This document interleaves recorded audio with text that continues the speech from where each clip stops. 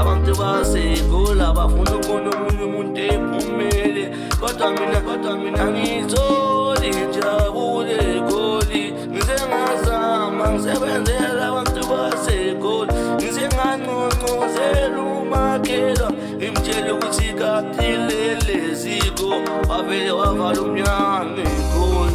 Abantu umuntu eGoli bembulela behleka, bangibatshele abantu baseGoli ukuthi umuntu ngumuntu ngabantu, bavele balokhu bayahleka, bangiphendula isilime eGoli. Ngize ngahamba ngabuyela ekhaya, ngaphinde ngabona ithemba kuMdali, lo mhlaba ngathi awusanane.